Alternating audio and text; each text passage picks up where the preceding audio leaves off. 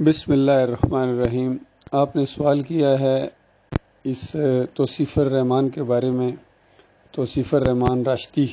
کے بارے میں کہ یہ جو تقریر کر رہا ہے اس کے بارے میں آپ کیا کہیں گے۔ یہ پاکستانی ہے اور سعودی عرب میں تقریریں کرتا ہے کہ پیچھے ان کو خوش کرنے کے لیے اور مال بٹورتا ہے۔ خالص ایک پیشہ ور مولوی ہے اور اس تقریر کے اندر یہ الزام لگا رہا ہے، بظاہر یہ تاثر دینے کی کوشش کر رہا ہے کہ ڈاکٹر مسعود الدین عثمانی رحمۃ اللہ علیہ اور ان کے ساتھی جو ہیں وہ حدیث کو نہیں مانتے ہیں، منکرین حدیث ہیں۔ اور حدیث کون سی پیش کر رہا ہے کہ ڈاکٹر عثمانی رحمۃ اللہ علیہ نہیں مانتے ہیں اور ان کے ساتھی بھی نہیں مانتے ہیں کہ نبی علیہ السلام قبر کے اندر زندہ ہیں۔ اور دوسرا الزام یہ ہے، یعنی اس کی طرف سے یہ بیان ہے کہ دوسرا ان کا انکار یہ ہے کہ یہ بھی نہیں مانتے ہیں کہ دور سے اگر کوئی صلاۃ و سلام پڑھے تو وہ فرشتے یہاں مدینے والی قبر میں نبی علیہ السلام تک پہنچاتے ہیں۔ تو یہ دو جھوٹی روایتوں کے اوپر اس نے پہلے خود ایمان لایا ہے، خود یعنی بد عقیدہ بنا ہے، شرک کا یہ داعی بنا ہے، اور اس کے بعد ہمیں کہہ رہا ہے کہ ہم ان حدیثوں کو نہیں مانتے، اور اللہ کی کتاب کہتی ہے کہ جو ان دو عقائد کو مانے، یعنی نبی علیہ السلام کو مدینے والی قبر میں زندہ مانے،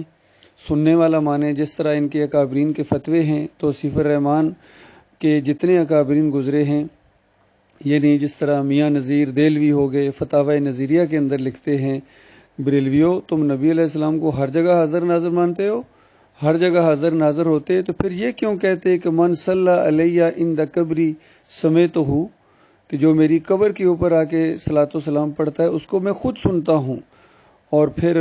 ان کا بھی فتویٰ ہے عبداللہ بن باز کا، جو مفتی اعظم سعودی عرب گزرے،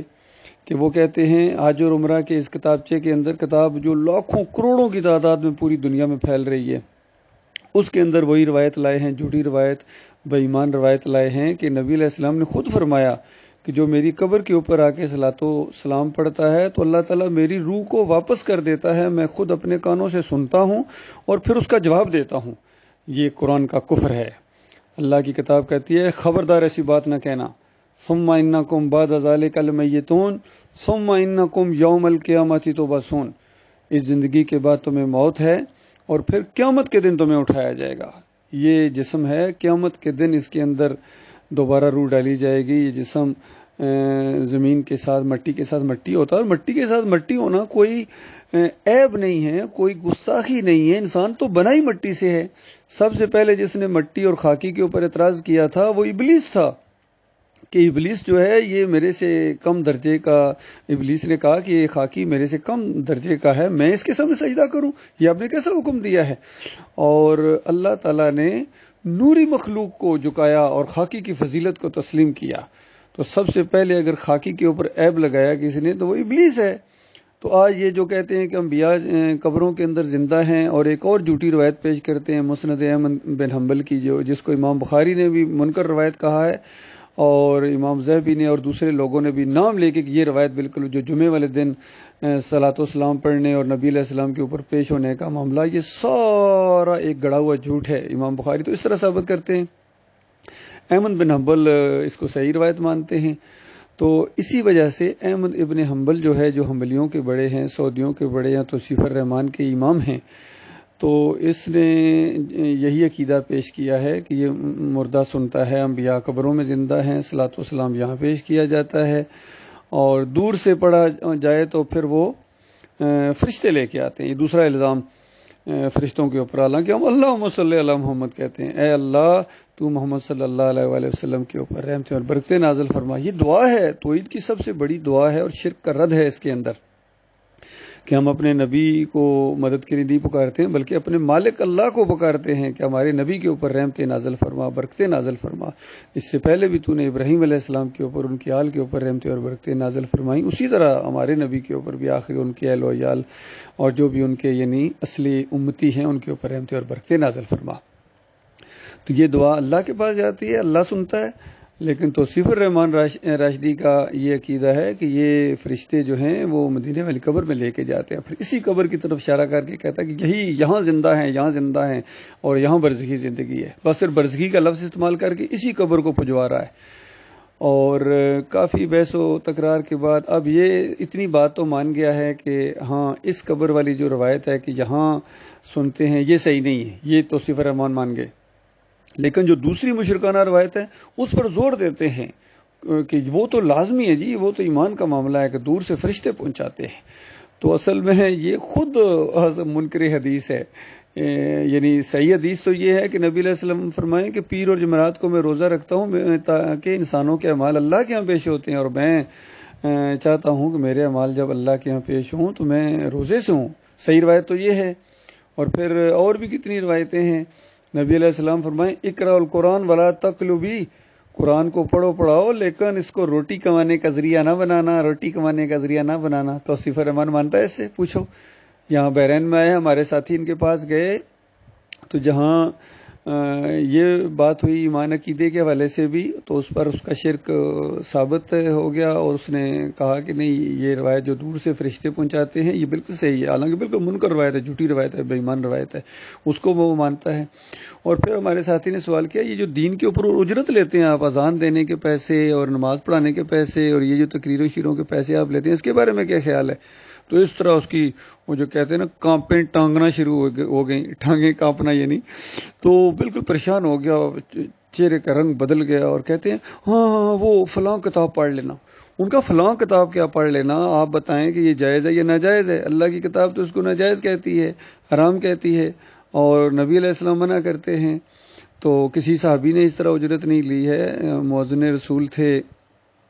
بلال رضی اللہ تعالیٰ عنہ، اور جو ہے اور بھی صحابی تھے، تو وہ کوئی تنخواہ لیتے تھے اذان دینے کی۔ ابو معذورہ رضی اللہ تعالیٰ عنہ ہیں، اور جتنے لوگ اذانیں دیتے تھے کیا وہ تنخواہیں لیتے تھے؟ تو ایک دم پسینہ اس کو آ گیا۔ تو اس طرح کا یہ اصل میں بدعقیدہ آدمی ہے، اور شرک اس کے دماغ کے اندر دوڑ رہا ہے۔ بریلویوں کے خلاف خوب بولتا ہے، اور ان کے حوالے بھی دیتا ہے، دیوبندیوں کے خلاف بھی، تبلیغی جماعت والوں کے خلاف۔ ٹھیک ہے وہ اچھی بات ہے، جو اچھی باتیں کرتے ہیں وہ ہم اس کی تائید کرتے ہیں، لیکن خود ان اہل حدیثوں کے اندر اور سلفیوں کے اندر، حملیوں کے اندر جو عقیدے کی یہ دو خرابیاں ہر جگہ موجود ہیں کہ نبی علیہ السلام